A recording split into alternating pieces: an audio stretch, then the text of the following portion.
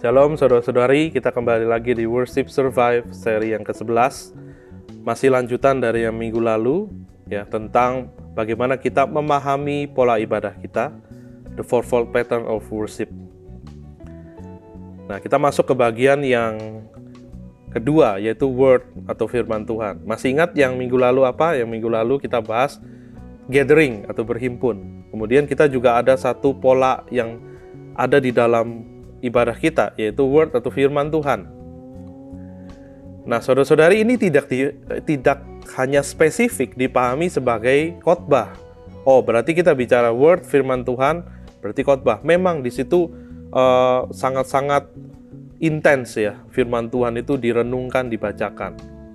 Tetapi kita perlu ingat bahwa firman Tuhan itu sudah tersebar di seluruh bagian dari ibadah kita, dari awal ibadah sampai dengan akhir ibadah. Maka kita nggak bisa hanya menspesialkan khotbah saja di dalam ibadah kita. Namanya ibadah itu satu rangkaian yang utuh dari awal sampai akhir.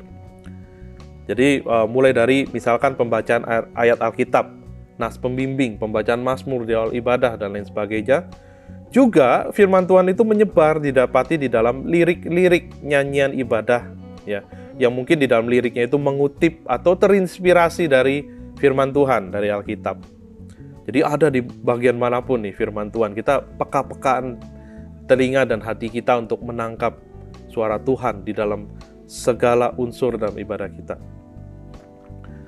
Pemaknaan ketika kita beribadah, berbicara terkait dengan word, ada firman Tuhan ini ya. Yang pertama adalah jangan datang telat, itu lagi ya, apalagi hanya mementingkan bagian khotbahnya saja. Termasuk yang online. Yang online kalau ikut ibadah online jangan cuman lihat khotbahnya aja. Padahal firman Tuhan tersebar secara utuh. Lalu kedua, jaga fokus ibadah kita sejak awal sampai akhir ibadah. Karena Tuhan berbicara dengan kita lewat berbagai aspek dan media di sepanjang ibadah kita. Bukan hanya melalui khotbah. Maka itu ibadah kita didesain juga ya. Kalau ada tema tertentu atau penggalian nas tertentu, itu lagu-lagunya ya, juga apa yang disampaikan oleh liturgos itu mengarah ke satu pemaknaan itu. Jadi satu ibadah itu suaranya semakin kuat, message-nya, pesannya semakin jelas dan kuat. Kemudian waktu kita menyanyi atau memilih nyanyian ibadah ya tadi itu ya, kita harus perhatikan dan maknai juga lirik lagunya. Jangan hanya menikmati nada atau bahkan hanya menikmati iringan musiknya saja. Itu yang tadi mental penonton ya, bukan mental penyembah.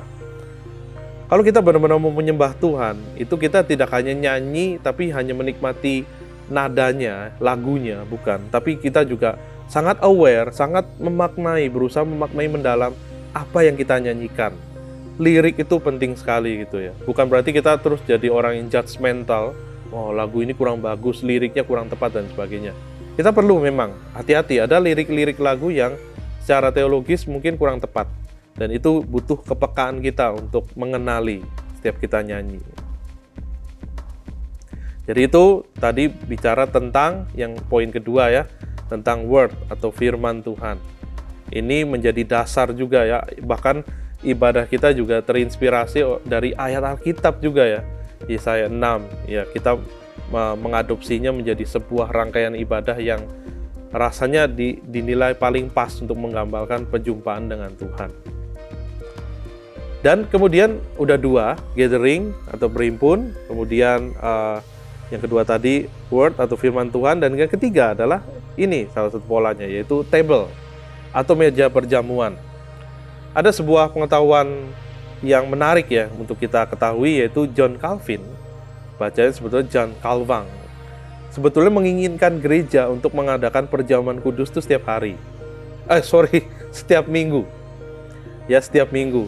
Bahkan kalau kita tahu mungkin lebih dari setiap minggunya ya, kalau gereja mula-mula ketika mereka bertemu di rumah gitu ya untuk berkumpul, mereka melakukan itu, memecah roti dan minum anggur itu untuk memperingati akan Tuhan. Dan itu nggak dicatat apakah tiap minggu, dan mungkin lebih, dalam seminggu bisa 2 kali, 3 kali, kita nggak tahu. Tapi yang pasti kita tahu nih, John Calvin itu ingin setiap minggunya. Kenapa dia pingin setiap minggu? Ya, karena dia memandang itu sebagai sebuah, dia sebut itu mystical union. Mystical atau perjumpaan mistikal. Bukan mistis yang kita kenal kayak hantu-hantu, bukan. Mystical union atau hal yang spiritual sekali begitu. Yang terjadi antara kita dengan Allah. Itu hadir melalui meja perjamuan.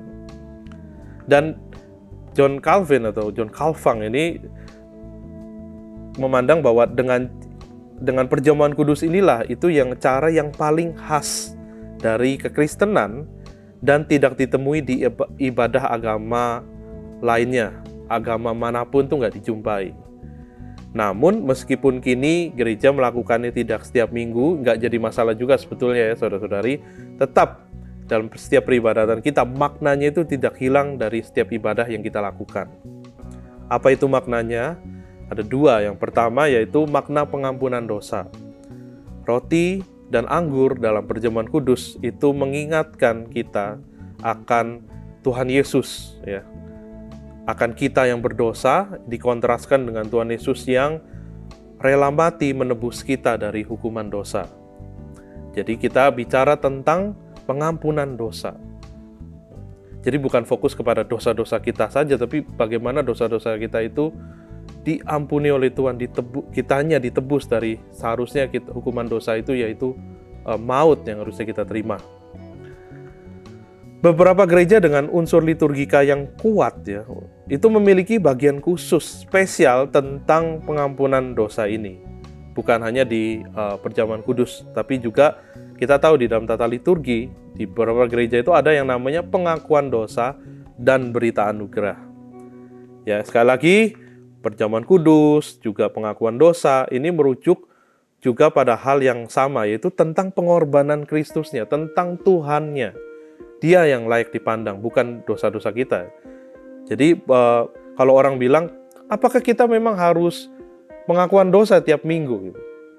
Ada pemahaman yang salah, yaitu, aku udah buat dosa selama seminggu terakhir. Kadang juga liturgosnya bilang, kita ingat dosa kita yang sengaja atau tidak sengaja kita lakukan selama seminggu, ya gitu kita akui di hadapan Tuhan. Nggak sepenuhnya salah, tapi nggak sepenuhnya benar juga. Karena bukan dosa kita yang jadi fokusnya dari pengakuan dosa. Tapi fokusnya adalah kita memandang bahwa itu semua dihapus oleh Tuhan. Jadi fokusnya adalah kepada pengorbanan Tuhan dan yang terpenting yaitu ini, berita anugerah. Jadi pengakuan dosa, ya kalau pengakuan dosa kita pahami, oke, seminggu udah buat dosa, tenang aja, hari Minggu bisa pengakuan dosa. Itu namanya mempermainkan Tuhan. Jadi bukan itu sebetulnya pengakuan dosa. Tapi pengakuan dosa itu mengakui keberdosaan kita dan mengakui karya penebusan Kristus. Dan itu ditekankan sekali melalui yang namanya berita anugerah. Enggak harus disebut berita anugerah, tapi memang harus ada penekanan bagi kita yang mengaku dosa, kita diampuni dosanya. Kalau enggak gantung ya. Apalagi ada gereja-gereja yang juga enggak punya media ini dan hanya menyinggung sedikit tentang doa pengakuan dosa di dalam doa syafaat misalkan. Yang mana doa pengakuan dosa ini bagus kalau dipisah, tidak digabung dengan doa syafaat. Karena kalau kita hanya mendoakan kita ini berdosa Tuhan, udah. Mungkin ada jemaat atau umat Tuhan yang benar-benar bergumul sekali dengan dosa-dosanya ya, dan ragu apakah dia diampuni.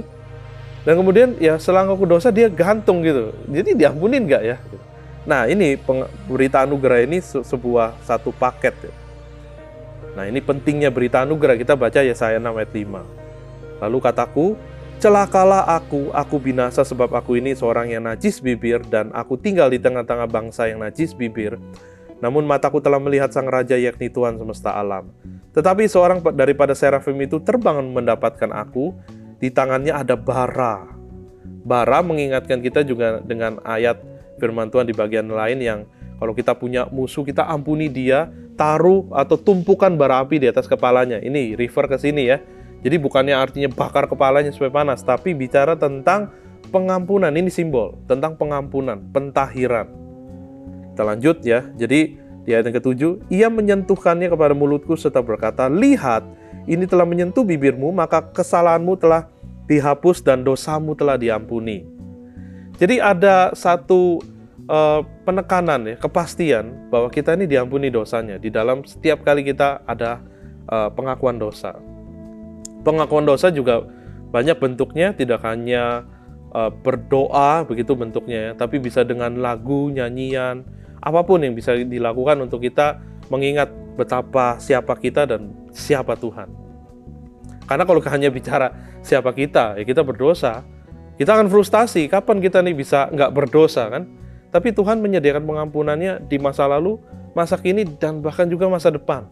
Ini yang membuat kita bisa beribadah dengan penuh rasa kagum dan syukur kepada Tuhan. Dan yang terakhir, makna dari yang pertama ya, ada makna pengampunan dosa melalui table atau perjamuan kudus. Yang terakhir adalah makna penerimaan Allah. Dan ini, melalui perjamuan kudus kita diingatkan bahwa kita ini yang berdosa itu telah dibenarkan di hadapan Bapa melalui pengorbanan Tuhan Yesus Kristus. Dan kita bahkan kemudian bisa makan satu meja dengan Tuhan. Saudara-saudari mau makan satu meja dengan orang yang saudara-saudari anggap musuh? Atau memusuhi saudara? Kan nggak enak ya. Kita nggak mungkin mau makan dengan nyaman dengan orang yang kita tahu dia enemy, musuh. Ini berarti menjadi simbol bahwa Allah tidak lagi memandang kita sebagai musuh-musuhnya. Tapi kita sudah dibenarkan di hadapannya, kita diterima dengan kasih Tuhan. Jadi bukan kita, ya ini kebalikannya. Kalau ini yang mungkin Calvin juga lihat menjadi ciri khas dari kekristenan, di mana agama-agama lain, pendekatan religion itu mungkin banyak secara umum mengajarkan memberikan sesembahan misalkan. Supaya melalui sesembahan itu kita menyenangkan hati banyak ilah-ilah atau Allah yang Tuhan yang disembah yang kita tidak kenal. Kemudian melalui hal itu baru manusia diperkenan oleh Allah yang disembah. Tapi bukan demikian konsep kekristenan. Justru Tuhan sudah menyediakan pengampunan bagi kita itu jauh sebelum manusia itu bahkan niat untuk bertobat. Adam dan Hawa jatuh dalam dosa, masih saling salah-salahan ya. Tuhan sudah menyiapkan, membuka hatinya, pintu maafnya besar sekali, dan dia sudah merancangkan keselamatan yang gak bisa itu diusahakan oleh manusia. Dan ini melalui perjamuan kudus ya, walaupun kita nggak melakukannya setiap minggu, tapi kita ingat ini simbol yang sangat identik dengan ibadah Kristen, dan kita sangat bersyukur atas kasih kebaikan Tuhan, penerimaan Tuhan. Kita boleh duduk bersama-sama dengan Tuhan. Sampai di sini kita masih lanjut lagi yang bagian paling akhir dari tema ini di minggu depan. Salam Worship Survive. God bless.